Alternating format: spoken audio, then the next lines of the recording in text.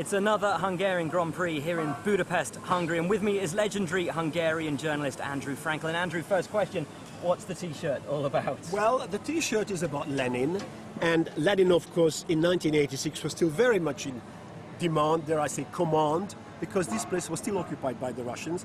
The Russian missiles were literally 2 miles down the road from here. When Bernie wanted to send up a helicopter, the Russian general said, "Niet," because we cannot have the imperialists looking at our rocket base. Currently, there's a supermarket there, so things have changed somewhat.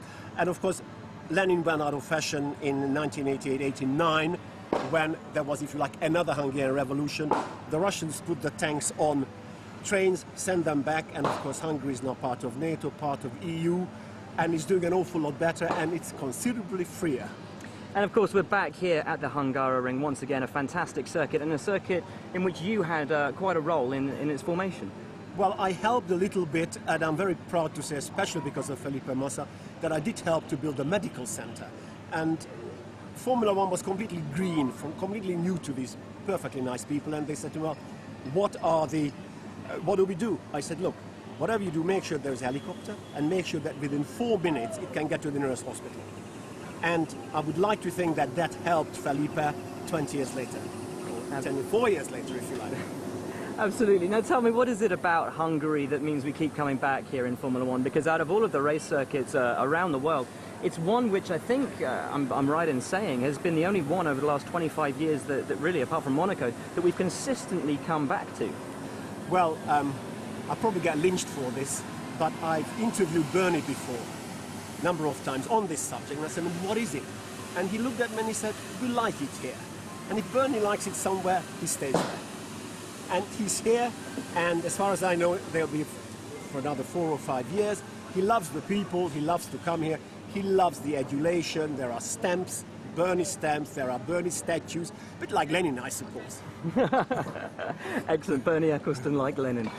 Now also, you're based over in San Francisco, so tell us what the new American Grand Prix, the new US Grand Prix means to people out in the States, and obviously your opinions on where it is and what the fans of Formula One can expect from a new US Grand Prix.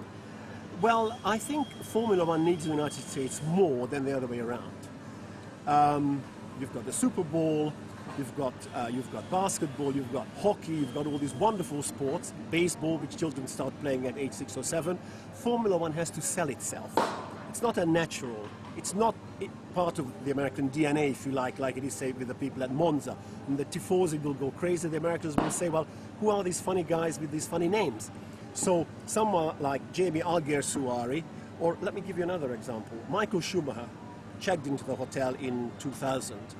A nice hotel, and he said, hello, my name is Schumacher. And the guy said, how do you spell that?